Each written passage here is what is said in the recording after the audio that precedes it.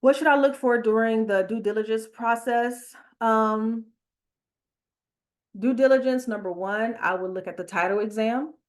Yes, you can order your own title exam. I know if you're not familiar with real estate, maybe you're not sure you can do that. You can do that. You can go through a title company, or there's some just title exam companies that you can just order it. And you can look through the history of that property. As a matter of fact, in the demographic where we invest, you can just pull all of that up online. So you want to start there. You want to look at the tax history. You want to look at, of course, have an inspector go out there and, look at any repairs or any rehabs that might pop up. Look at the condition of the house.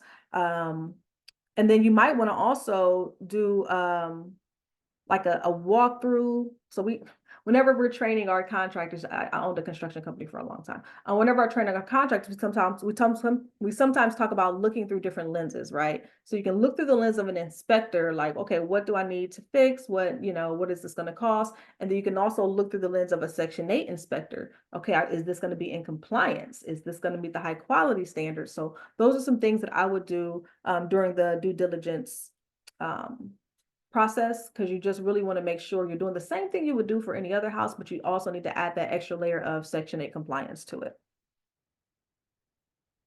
Leases, people want to talk about, okay. What should be included in a lease agreement for Section 8 tenants? The same thing that you would have for any other tenant, right? So we do have some amendments, like some addendums that we add to our Section 8, but I don't know if I'm even able to share that here. But just the basics, right? You want to have the rent amount, the rent terms, like the tenant's portion or any subsidies from housing authority, if you already know that, lease duration or renewal options, responsibilities for the landlord and the tenant, especially regarding like any maintenance or repairs. And then one extra thing that Section 8 is going to ask you to include is who pays water, who pays heat, who pays gas, who takes care of sewage, and who takes care of landscaping. So that could be a whole video in itself, 5 other things that you might want to include in your lease when you're working with Section 8 tenants. That's a good one. But yeah, those are some things that you want to include in your lease, just like any other lease, except those additional few things that I just mentioned. Let's see here. What are some key regulations to be aware of when investing in Section 8 properties? Okay, so number one, and this is Section 8, but anything, you need to make sure that you're adhering to the fair housing laws and the anti-discrimination regulations. Period, point blank. Okay, you don't want those kind of problems. That means you can't discriminate because of someone's race, of someone's ethnicity, because they have children, or because they have a disability or things like that. So be very careful when you're screening. Of course, you want to screen and vet and get your ideal tenant, but you cannot do that in a discriminatory way. You can just look up the Fair Housing Act and kind of look at those guidelines and have a better understanding of the types of questions you can and cannot ask. Let's see, some key regulations is you want to make sure that you're maintaining compliance with the high quality standards. You can find this on your public housing authority's website. It's also on the HUD website.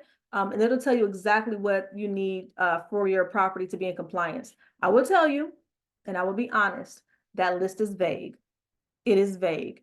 I would really suggest you work with someone who's worked with the Section 8 program before, like me, who kind of already understands the ins and outs of what they're truly looking for in those high quality standards. Because you do get a couple of inspections, but by the time if you fail the second inspection, you have to go through an appeal process to get a third inspection. And you have to remember, the vouchers have timelines. So if that's taken a while, your person's voucher expires, you kind of back at square one. And not only that, but now they don't have a place to live, and that's not right. And you're not cash flowing, and that's not right. So definitely understand and remain in compliance. And then another key regulation would be following the eviction procedures. I get a question a lot about like, can I evict a Section 8 tenant? Absolutely. Absolutely. They are held to the standards of your lease agreement, just like anybody else. So you really want to make sure that you're following the law, and you really want to make sure that you're following the lease. We all want to be nice and, give chances, and there's nothing wrong with that, but you still do what you're supposed to do on your part. So I can tell you like a situation, I don't want to get into story time. Y'all know I got so many Section 8 stories. But we had a situation where a young lady lost her voucher. And so she wasn't going to be able to afford the rent anymore. And there were still like a couple weeks left in the month. And she was like, "Hey, I'm moving out. I know I can't afford to live here. I don't want to cause any problems. I'll clean the house up. I'll go above and beyond to leave this house spectacular for the next person because I know I'm not going to be able to pay you rent for the next month. And I know I have to leave abruptly. I am so sorry." And again, relationships, right? She felt comfortable doing that for me. And I was so grateful. Thank you so much. She even offered to mow the lawn, do the landscaping on her way out. But on my part, I let her know, "Hey, I hear you. Listen, I still have to put that 3-day notice on the door. Okay. I understand what you're going through and I got your back. And if you do everything you say you're going to do, and you're going to be moving out on time and all of that, I will not file the eviction. Trust me, if you gone, we good. But I still have to do what I said I was going to do in that lease. So I still have to put that 3-day notice up there because that's the compliance. That's our process. But I don't want that to alarm you or to scare you, because if you are gone on the day you said you're going to leave, I would drop everything on my part." So you see how I worked it out. We were still friendly. It was still good. I explained to her I still have to do what I have to do. But hey, if you keep your word, I'm gonna keep my word. Okay. Oh, last one. All right. It says, "How often are Section 8 properties inspected and what should I expect?" Okay, so it's inspected annually by the Public Housing Authority. They have their own inspectors that they contract and work with to send out. And you're also going to have an initial inspection before your tenant moves in. They follow the high quality standards checklist.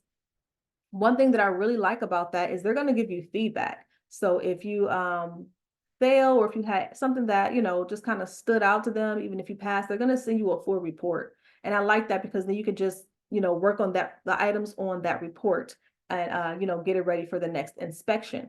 However, be careful with that because remember, it's a government agency, is not a lot of, employees to go around. So sometimes they'll send a different inspector for the second inspection, and then you fixed everything the first inspector said, and then the second one comes in and sees something totally different.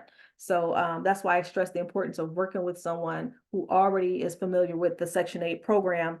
But then after that, they're going to come just once a year for an annual inspection. They are going to look at different things about the property, but the most thing that they're going to look for is like safety, cleanliness, and is it habitable? So those are the three main things that they're looking for. Now, my mentor, years ago when I first started Section 8, she told me, "Ashley, the high quality standards should be the minimum standards.